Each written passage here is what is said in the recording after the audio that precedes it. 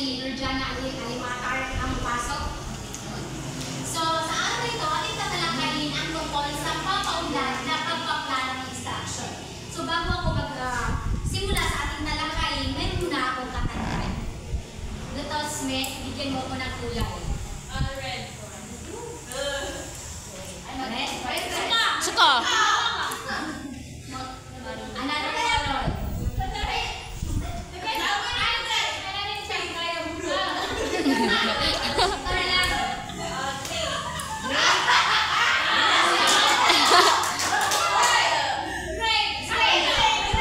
Kung ano yung una kong nakita.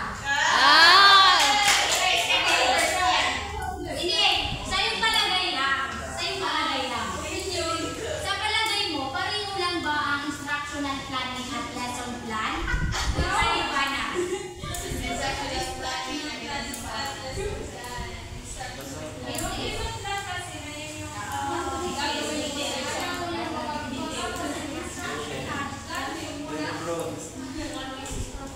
Yung strategy mo. So for me is, For you, ano lang, isang sagot na for you, magka-parehas ng ba or hindi?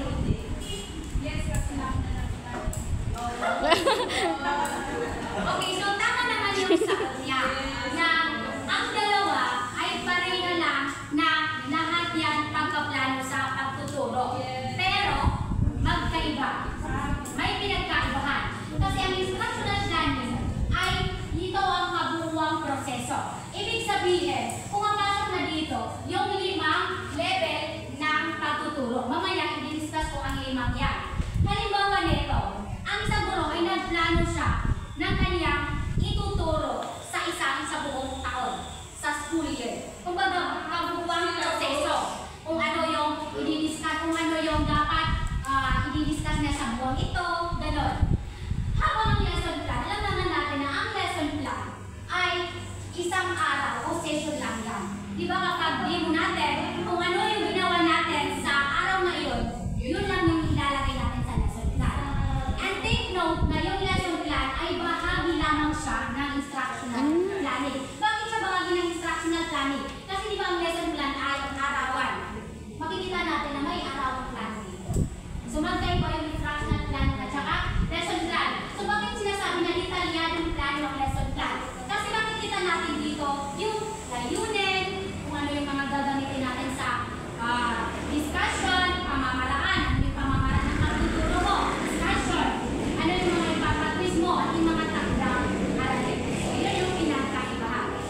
So, sabay-sabay, pagkatapos ng aralin ito, kayo mag-aaral ay inaasahang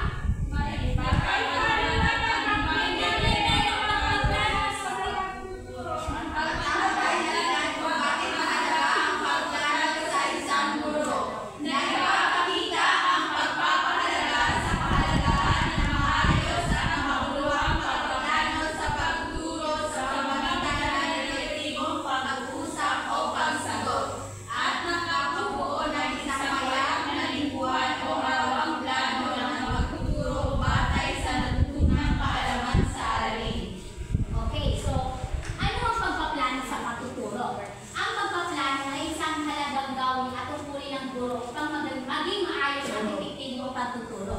Ibig sabihin, ang pagpaplano ay isa yang mahalagang tungkulin ng isang guro para makasigurado siya na maayos at epektibo yung kanyang pagtuturo. Isa pa, ang pagpaplano ay nagsisilbiyang guide or gabay ng mga gagawin ng estudyante. Like for example, ang kanilang activities na dapat may sagawa ng mga estudyante. Ang kanilang layunin na dapat ma-meet ng mga estudyante at pumapasok din yan yung mga kagamitan na gagamitin sa discussion. So yun yung mga halimbawa ng pagpaplano sa pagtuturo.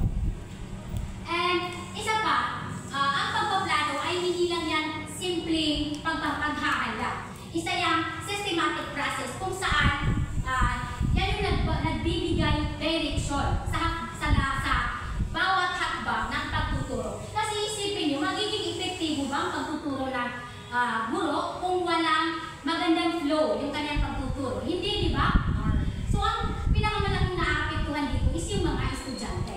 Kapag walang maganda flow yung sa klase, hindi magkakaroon ng gana yung mga estudyante. Kasi halimbawa, sa loob ng isang oras ang ginawa niyo na pagsusulat. Sa elementary natin ito naranasan, hindi ba? Na sa isang oras na pupunsyonal yung time natin sa pagsusulat. Ang kawawa is yung secretary, hindi ba? Kaya never ako nag-secretary nung elementary ako. Kasi alam ko yan yung gawain ng secretary. Pero hindi ko yan nasaguhan. Kasi minsan kailangan ng backup yung secretary. So, minsan nakakapagsulat din ako. So, ang nangyari, naging fast writer tayo nung elementary tayo. So, thanks to mga teacher natin. Kasi natuto rin tayo magsulat. So, ayun kay Fortunato, may 5 level ang pagpaplano.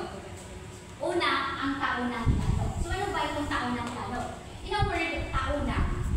Every sa loob ng school year.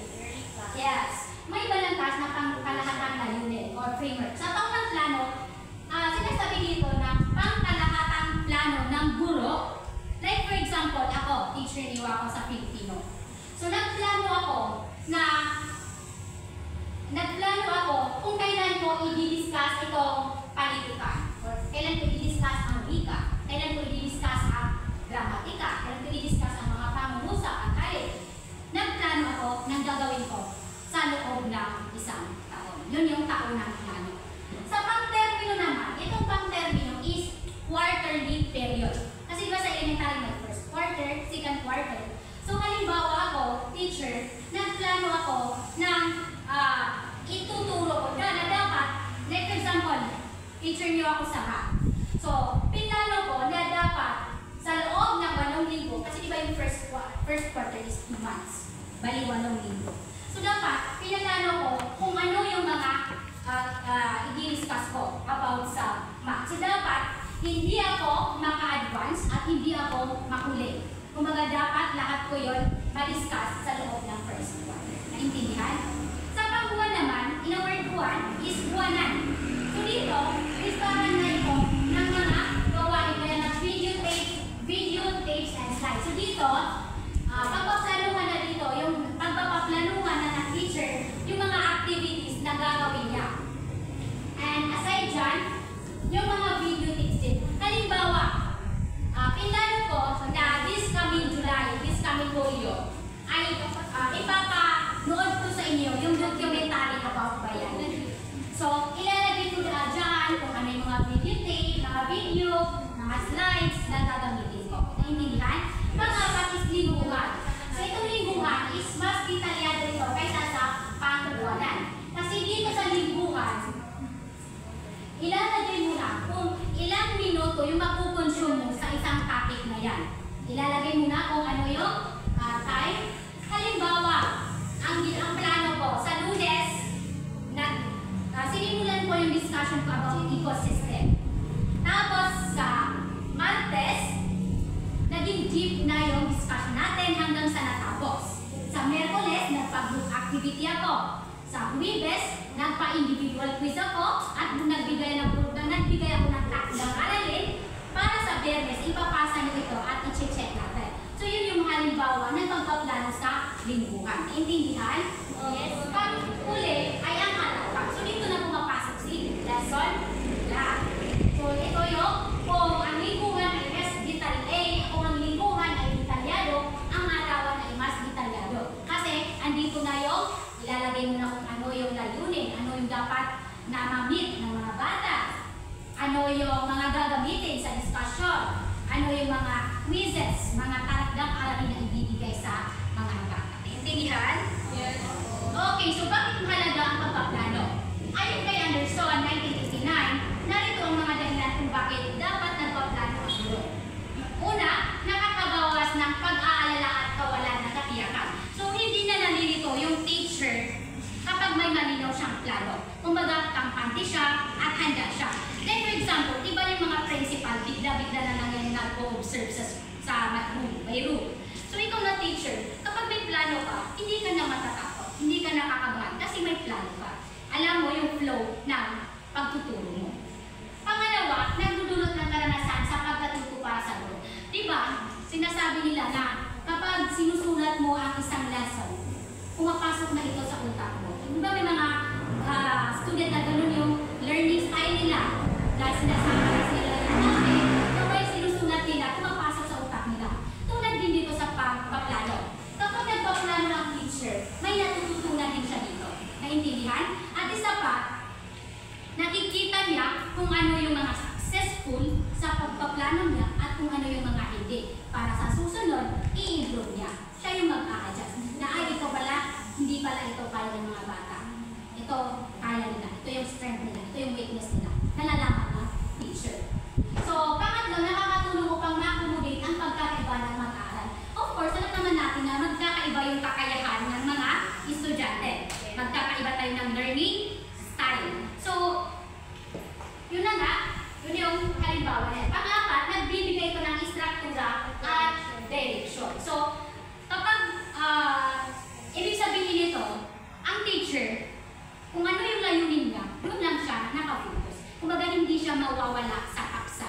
Hindi siya, kumbaga na, yes, hindi lalabas yung topic niya sa paksa kasi mayroon siyang layunin. Halimbawa, ako, gumawa ko ng outline sa lesson plan ko, yun yung susundin ko. Hindi dahil tinamad ako, nagkwento-kwento na lang.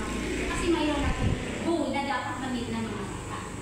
Panglima, nagsisilbing security blanket. Ano ba itong security blanket? Ibig sabihin nito, ang pagpaplano ay nagsisilbing backup ng mga teacher.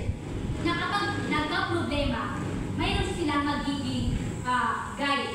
Like for example, ngayon, nag-discuss ako ngayon, tapos nawala yung kuryente.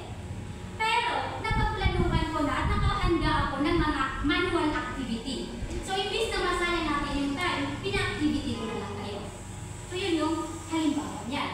Pangalim, isa itong requirements para sa maraming guro. Of course, lahat ng paaralan, nagsasubmit yan ng mga lesson plan every week. Para kasi, yung mga guro kasi nagsasubmit sila ng lesson plan kapag Biyernes, Friday, dahil ito ay bahagi ng school policy. Sa pang-last, nakakadagdag sa efficiency at flexibility ng guro. Kaya nagsabi ko kanina, na for example, nawala yung kuwente. Tapos, dahil may dala akong, like for example, na di-discuss ako ito about sa mga parts of plants, mga bahagi ng halaman. Nawala yung kuryente, pero meron akong handang mga flashcards na picture. Kasi plano ko sana, after the discussion, ipapakural ko kayo ano itong picture na ito. Pero dahil nawala yung kuryente, may handa akong mga flashcards, pwede ako mag-discuss using yung mga flashcards. So dahil sa pagpaplano at paghahanda, hindi nasasayang yung oras. Naintindihan? Yes. Okay, so paalala sa mga guro, kapag alam mo ang dahilan ng iyong gawain, mas malaki ang motivasyon mong ipagpatuloy ito. Sa pamamagitan ng refleksyon, mas magiging malinaw at epektibo ang iyong pagtuturo at pagpaplano. Kasi yung mga teacher yan, kapag weekends, nagre-reflect sila yan. Naging epektibo ba yung pagtuturo ko sa last week? So yan.